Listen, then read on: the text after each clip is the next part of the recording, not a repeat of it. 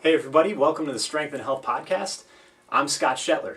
I'm really excited today to have my good friend Zackery Bickford here. So I'm going to take a minute. I want to introduce Zack as a guest on the show. We're going to have Zack start out by telling us a little bit about himself. Zack, thanks for coming on, buddy. No problem. Glad you made it. Came all the way down here to Atlanta, just to come here and hang out and be on the show. So why don't you start out by telling the listeners a little bit about yourself and a little bit about your background. All right. Really nothing really special until about 2004 when I finally found wrestling, and that took over my whole entire life. I was only 12 at the time, and I remember my very first practice, and I went in there, and the only people I could wrestle was the heavyweight coaches. There's 3 of them, so I got my butt kicked every day of practice, no matter what. There's no one else with my size. I was a chubby 4th grader, 120 pounds. Just kept getting my butt kicked, and then, as I progressed throughout the years and whatnot, started winning more and more matches. Started, putting in more and more work, and then I think it was 6th grade. I was about 12, and I had the dream to go to the Olympics. So I even put even more time into it, and ever since that young age, I always looked towards the top. So what got you? You said you found wrestling about age 12, was it? 10. 10? Yep, so 10. what got you into it? Because I know in wrestling, wrestling's one of those sports where often you see kids start at a really, really young age. Yep. How'd you get into wrestling? What was it that drew you into it? Well, my little brother wrestled for a season, and I was like, you know what? I want to wrestle now. So instead of doing, most people, they do the folk style wrestling, I did the Olympic style wrestlings, which was freestyle and Greco. And that's the only 2 styles of wrestling that they have in the Olympics. Okay. So I started out with the Olympic styles versus, the American style, folk style, that most kids will go out and wrestle and all the way through college, and then it ends there. Was there an issue starting a little bit later than a lot of kids, or was your learning curve pretty quick? You jumped right in. Was it something you gravitated to pretty quickly and adapted to pretty quickly, or? My skill level wasn't good until, a couple years down the road. That's when everything started clicking better, and I was able to catch on to things and actually do things a lot more fluently than when I first started out. I looked like a robot. That was with a lot of athletes. So you're just getting into wrestling. You're into it for a couple of years. What happened since then? What's happened since then is middle school. I just went through there and dominated pretty much, and I actually found judo in 2008, which was my 8th grade year of school, and I found judo and started doing judo, and I even have a black belt in judo now. Oh, nice. Yep. So I got a black belt when I was actually in high school, but that actually helped my wrestling as well, because I was just finding ways to get better and better for wrestling, because anything I can do to get better, I'm going to do it. That's a good point. I've got a bunch of jiu-jitsu athletes that I train here, and one of them that actually runs his jiu-jitsu academy right here out of my gym, and he's got a background in wrestling, like a lot of the grappling artists do, and he thinks every school wrestler, every wrestler should take up jiu-jitsu. Everybody should try judo, try some of these other grappling arts, because it teaches you to think a little bit differently, think outside the box, and anything you could do to add to your skill set. Obviously, you can't use certain jiu-jitsu and judo moves in wrestling, but it does get you training a different grappling discipline. It gets you to think outside the box a little bit. Did you notice, after, I know you just said a minute ago, but after starting judo, what kind of impact did it have on wrestling? It had a huge impact. I was able to throw people and hold them down even better, because my pressure on the mat was so much more, and people couldn't get out. I noticed that right away when I was in matches. He can't do anything, so I'm holding them down with ease. I'm not using too much effort whatsoever. I'm just using their energy and keeping them down. And people noticed that, and they're like, "What are you doing out there?" I was like, "This is all I did." And they're like, "Holy crap, that's a lot of pressure." I was like, "It is?" Yeah. But you don't realize it at the time that you're developing that. And then over time, you realize that, holy crap, I am developing something. And you start doing it, and everyone's like, there's something there. Yeah. And I don't know what you're doing. And I was like, well, it's just the way I was taught. Did it have an impact on your teammates at all? Did any of them start doing judo or any other grappling arts? Or? Actually, one of my teammates actually got me into judo. Oh, okay. Yeah, so it was me and him. And, we've been best friends since, we both started wrestling in 4th grade. So, as we grew up, we were just always wrestling practice and judo practice all the time. Yeah. And we were always, battling each other. We'd go into judo, and they'd be like, okay, we're doing throws today. And me and him, we just went back and forth on who could throw each other the hardest. Yeah. Literally, we were throwing each other so hard, we're knocking the wind out of each other. That's hysterical. And we were just like, ugh. Getting up, trying to catch our breath, and then the other guy goes. Yeah. And it's an hour and a half of just that. Oh man, serious conditioning. Oh, yeah. And I've always maintained that wrestlers and grapplers are some of the best conditioned athletes that I've ever worked with, ever dealt with. I mean, it's never an issue. Usually what I find when wrestlers come in here, conditioning's never a factor. It's usually strength. They need more max strength work, maybe some power work, but their conditioning is just insane. Oh yeah. Just insane. Like, and they start you, I mean, that's like day one, right? You start with conditioning. Yeah. Yeah. I mean, heck, I could talk about being at Northern Michigan University. I had 2 different assistant coaches. One was Agassi Manuka. He was a world champ for Armenia. And then the other assistant coach was Andy Bezic. He was a 2-time world bronze medalist for the U.S.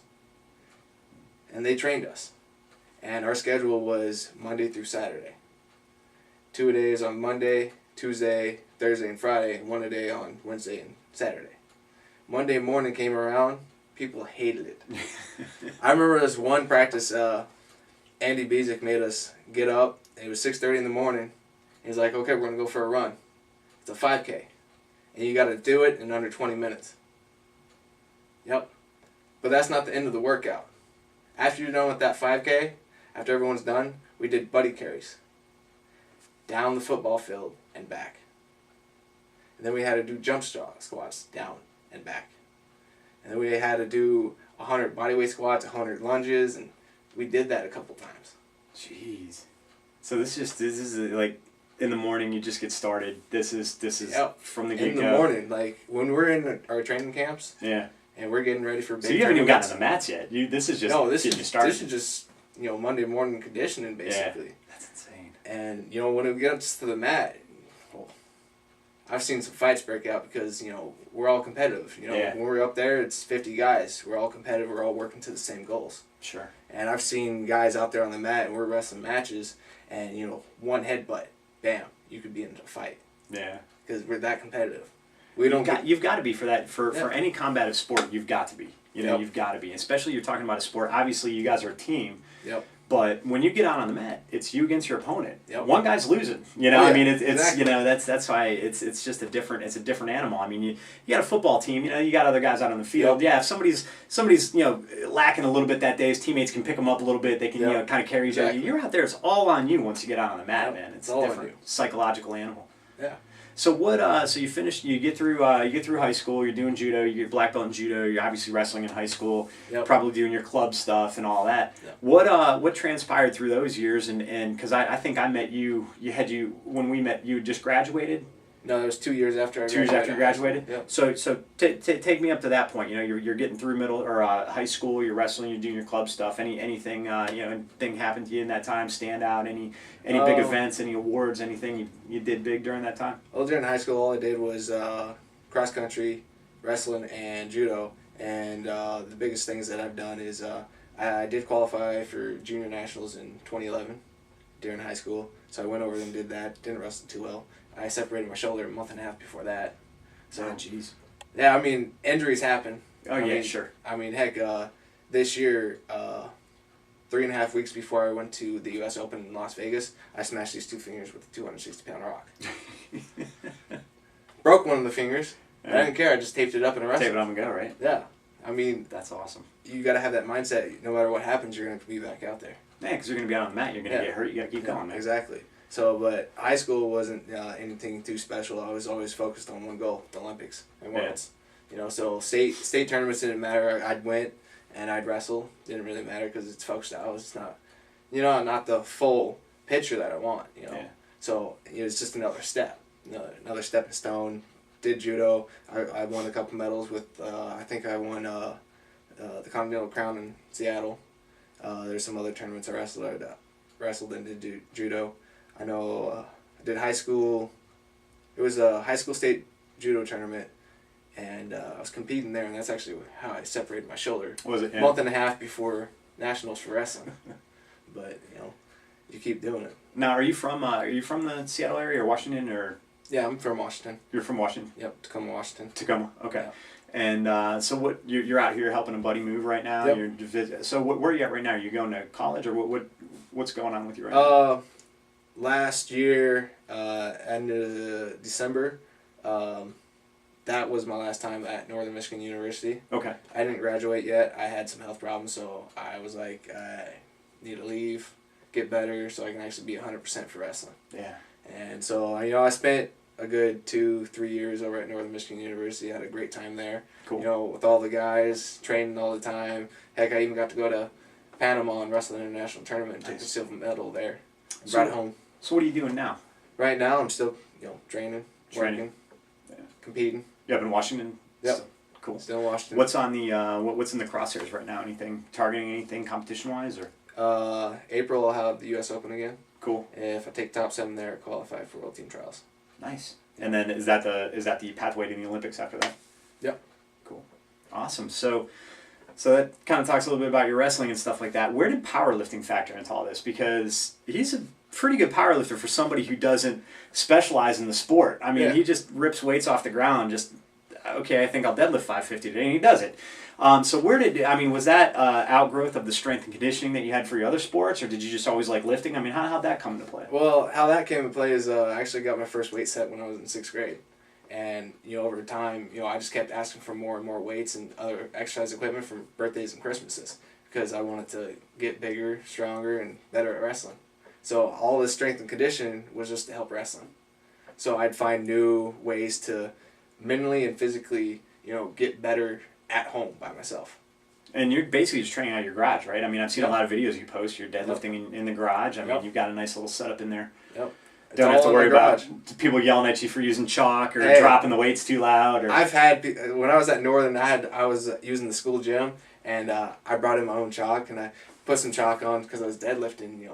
I did, I think it was 25 sets at 2 with 425 pounds. Jeez. And what do you weigh? What are you weighing right now? What's your average weight? About 180. About 180. Yeah. And one of the people that work at the school gym came over and like, yeah, you can't use chalk in here. I was like, all right, I'm packing up. I'm out. That was it, right? Yep. I was like, I'm done. So what have you done? What have you done in powerlifting? Because for the listeners, I met Zack through a team that we were both on a few years back, and we're going to talk a little bit about this. A lot of people, you may not, if you don't know Zack is actually a vegan athlete. Eats a 100% plant-based diet, gains his strength, builds his muscle, and fuels his performance all on plants. So we'll talk about that here in a minute. But that's how we met. We were both on Team Plant Built, which is a group of vegan athletes, bodybuilders, powerlifters, it's really just powerlifting. Bodybuilding, that's just to humor people, but the main focus is powerlifting. But we were both on the powerlifting team back in, I think it was 2015. Yep. And we talked a little bit before that, became friends at the event, stayed in touch. And so you did that competition. What have you done powerlifting-wise? Have you just done a few contests, or is this something that you take a little bit more seriously? Or what's... Right now I haven't. 2015 was the only year I actually did powerlifting competitions because after I was done competing with you guys, I think it was 2.5 months until I left for Northern. Okay. So that's basically the... Plus you're rolling into trials and stuff like that too, right? Yeah. I mean, the Olympics were coming up. I know you were trying to get on the squad. Yeah, because next year was the Olympic year. Yeah. So what? Give us a rundown. I mean, what are some of your lifts? I mean, I know you're a big deadlifter, and I think combat athletes personally should build the deadlift should be the cornerstone of the combat athletes program. I know you're a big deadlifter, but give us some of your top lifts, and then talk a little bit about your training. Top squat lift was 450. I think my best bench. And is all this right around 180 body weight? Actually, it's been down to 175 too. Okay. Yep. So that's where I stay roughly. So your squat's 420, 425, you said? 450. Oh, 450. Okay. Yeah. And what's your bench? Best one I've seen was 275. 275? Yep. And what's your deadlift? Straight from the ground.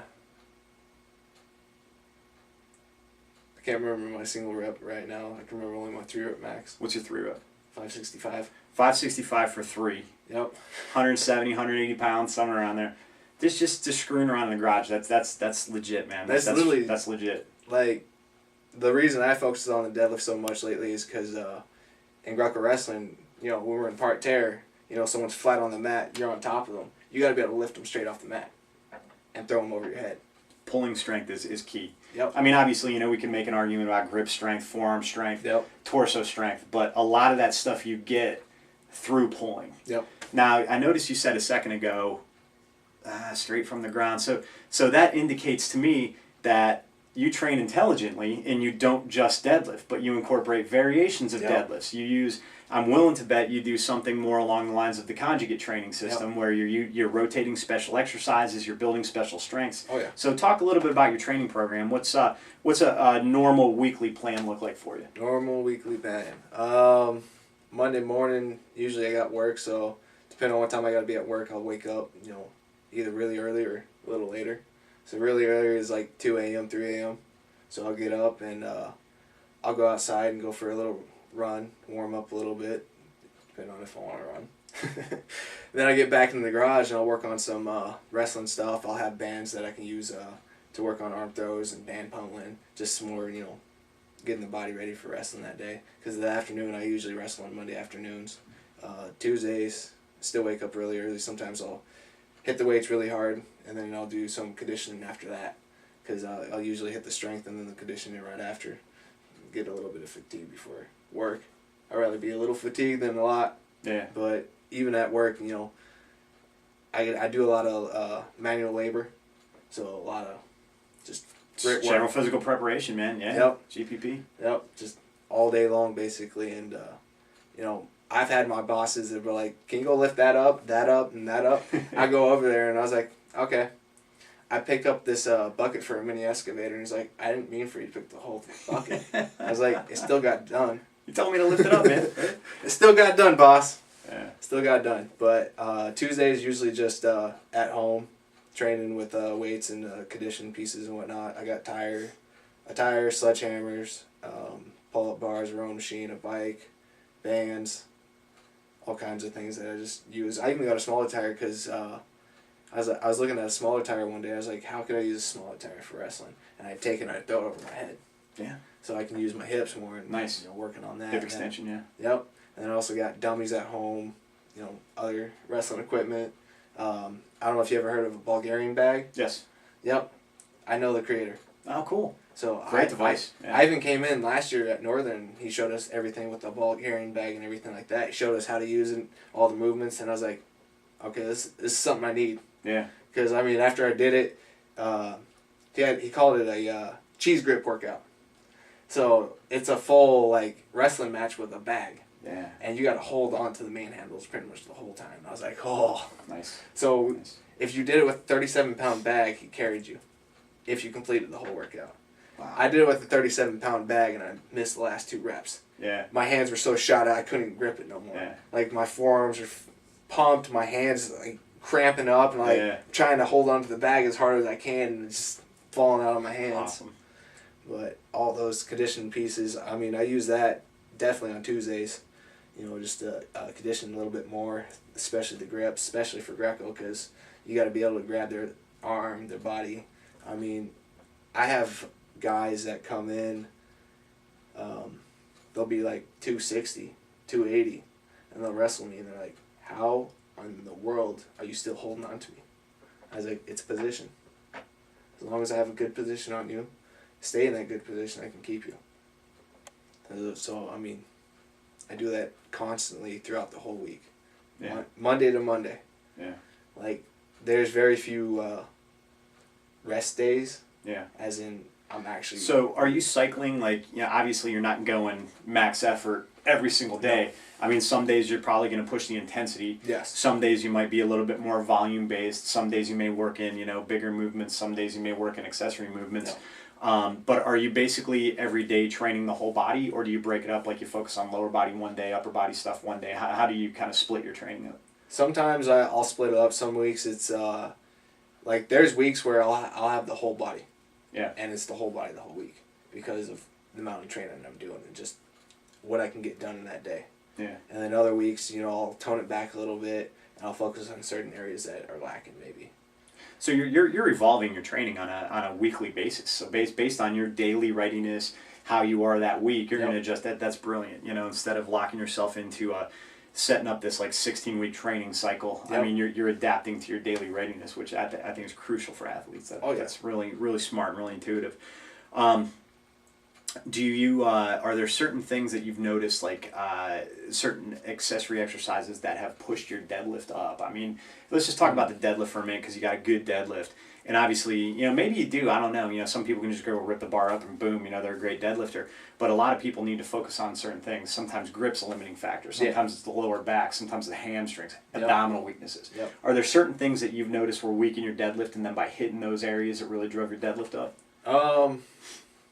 I can't really put my finger on specifically what helped it, especially with the way I've trained. Like, I remember a couple weeks ago, I think it was a couple weeks, I did 1,000 pull-ups in 3 hours. And literally the next week, I was pulling a lot better. So just little things of constant work has helped it. Constant work, increasing the volume. Yeah. Yeah, that's... there's no specific, you know, accessory movement that I do that just, you know, instantly, I feel. It's just an accumulation of everything. Yeah, it's accumulation. And hell, there was a month ago, I stopped deadlifting 3 times a week. But I was constantly deadlifting 3 times a week because that volume I just needed. Yeah. Especially with the, you know, the lack of partners I had for wrestling. I was like, I need to work on this deadlift right now because I don't have a good partner right now to lift from the ground. So if I keep working on this deadlift right now, I can get my lift a little bit better. My friend Mike Mahler out in Vegas, he's been experimenting with high frequency deadlifting, and he's been doing really, really well with it. Oh yeah. So some people they respond really well to that type of training volume. Yeah. What was it? Chris Duffin, when he was getting ready for that 1,000-pound deadlift. I mean, he had a high volume, high frequency deadlift. Like he was like I remember correctly, he was deadlifting like 3 or 4 times a week. Yeah, I think maybe even more. I mean, I know recently he was doing something like where he was pulling like over 800 every day or something. Yeah, it was 880 for 30 days until he hurt his hamstring. Okay, so maybe, but you're not going to know until you push that far. Yeah, exactly. You're not going to know what you're capable of. Yeah, I mean, people look at me and they don't think I'm a runner, and then I tell them like, I had a day off on a Thursday a couple weeks ago, and I woke up and I was like, what can I do today to get better? What can I do today to mentally make myself better? Well, to get what you talked about that 5K a minute ago that you guys had to break 20 in. What's a good 5K time for you? My best ever was an 18:12 in high school. Jeez. But lately I can still hit 19 something. So you're carrying muscle mass. You got a lot of strength. You're a well-rounded athlete, and you're conditioning. You can go out and run. Go figure. Like a couple weeks ago on a Thursday, I woke up. I had some breakfast. I was like, what can I do today to push myself mentally and physically? And I was like, let's go for a long run today. I didn't know how long I was going to go. I just went. Packed a water bag, put some carbs in there, and I went. I went 15 miles away from my house and 15 miles back. 30 miles. That's the farthest I've ever ran in my life now. That's basically where ultramarathons start. Ultramarathons start at about 32 miles. Yep. At 50K is what they, Yeah, I've never ran that far in my life, but I just got up and I did it because, I can do it. Like, I remember at the beginning of this year, there was one day I was like, you know what, tomorrow I'm going to row 30,000 meters in the rowing machine. I get up and I was like, yeah, that's not enough. Let's go 40,000 meters, which is almost a whole marathon. Yeah. So I sat there on the rowing machine for about